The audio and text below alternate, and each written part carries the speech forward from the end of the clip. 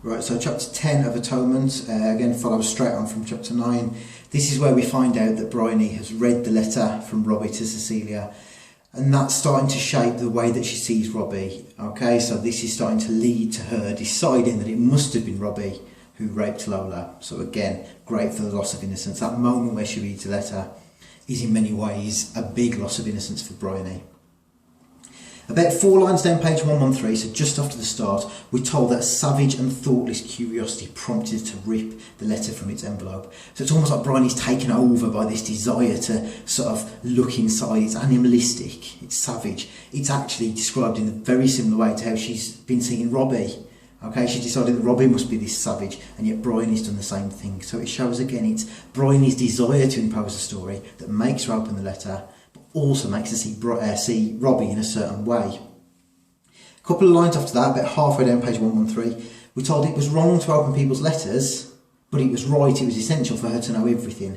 So that's sort of the contradiction of the novel, isn't it? Bryony wants to lose that innocence and know everything, but at the same time there's something almost pulling her back. And actually, when she brings the innocence back, when she atones for everything, it's through intruding onto others' feelings, isn't it? As a novelist, she's like God, she dips in and out. That's why this omniscient style comes through part 1. She's dipping in and out of everybody's ideas. So she denies herself the atonement because actually the only way she can give us this happy ending is by intruding on people's feelings once again.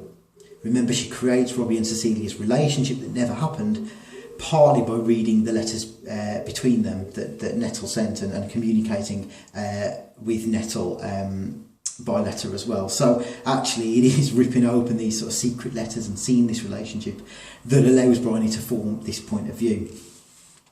We get about 5 lines from the end of 113, no more princesses. Very short exclamative sentence with the exclamation mark at the end. Very, very simple sign of that loss of innocence as she's read the letter. On page 114, McEwan dwells on all the sort of different anagrams of the word that Bryony's read and all the different meanings. And one reference we get about 6-7 lines down page 114, Bryony thinks of an old English king attempting to turn back the tide. His name is Canute or Canute. Okay, so it's a sort of near anagram of the word that Bryony's read. But that's a great symbol, isn't it? Okay, Canute tried to turn back the tide, he told the tide to turn around, and it obviously didn't.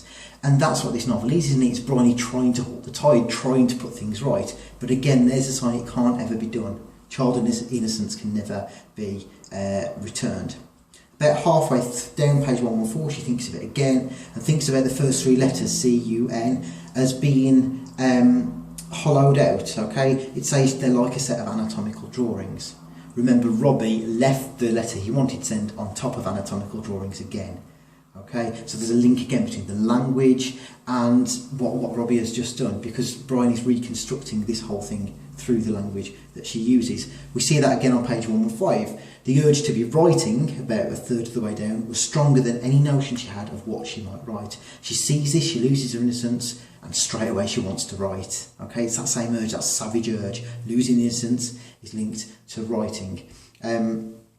Just over halfway down she writes, there was an old lady who swallowed a fly.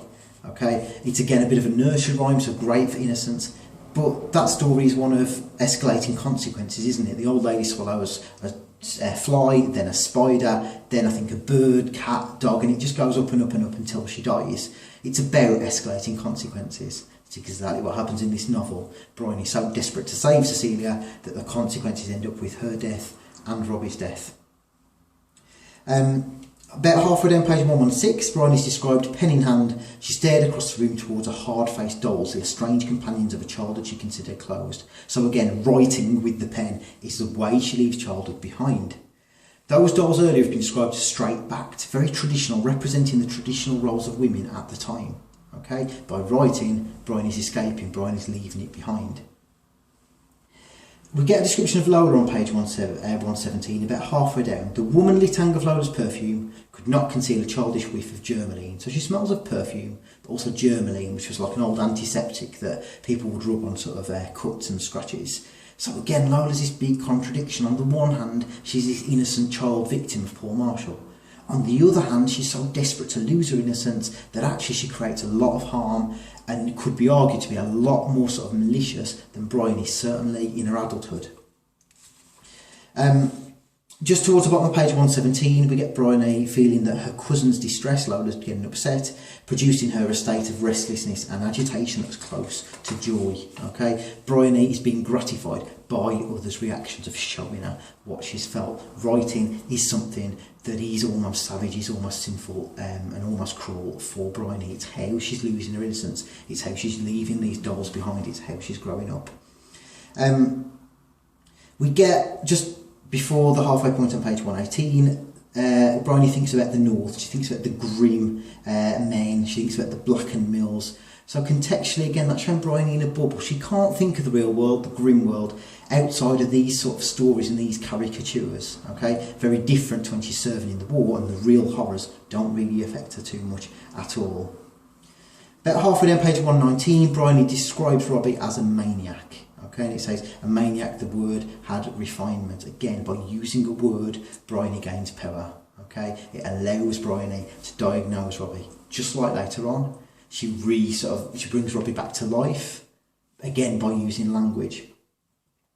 Again, a few lines after that, now his condition was named, she felt a certain consolation, though the mystery of the fountain episode deepened. Okay, there's something for Bryony important about giving it a name, calling him a maniac. Great link to Hard Times there, isn't it? Where Gradgrind's got to define everything. Sissy has to define a horse exactly by what it sort of looks like and anatomically. We get the same thing here. But here, using the word doesn't stifle Bryony's imagination, it allows it to run riot. Exactly the opposite of what Gradgrind does to his kids. We get, as we get onto page 121, okay, Bryony's going down to dinner, she doesn't really want to go. About halfway down the page it's described she began her unwilling descent. Really nice link there to Louisa going down Mrs. Sparsit's staircase. Both novels show someone losing innocence by going downstairs. Okay, really nice similar symbol used by both authors. 122, as with earlier points in the book, is all about the nuclear family falling apart. Bryony feels that when her father was home, the household settled around a fixed point about a third of the way down the page. Just after, his presence imposed order and allowed freedom. So just like Mr. Gradgrind, the father figure brings control over the weak mother. But here, it has the opposite effect. Bryony feels more free by having the safety of the father there. Just the opposite to Louisa. So they're both going down a staircase, both losing innocence, but the father figure represents something very different to both of them. And then, very, very finally, top of page 123, Bryony has cast herself as a sister's protector, and she's been instructed by her cousin. What she saw must have been shaped in part by what she already knew or believed she knew. Again, another reminder that everything we see is shaped by the stories we tell of ourselves, the roles we cast of ourselves, and that shapes everything. There is no objective truth. There is only the truth that we want to see. Okay, so that, in a nutshell, is chapter 10.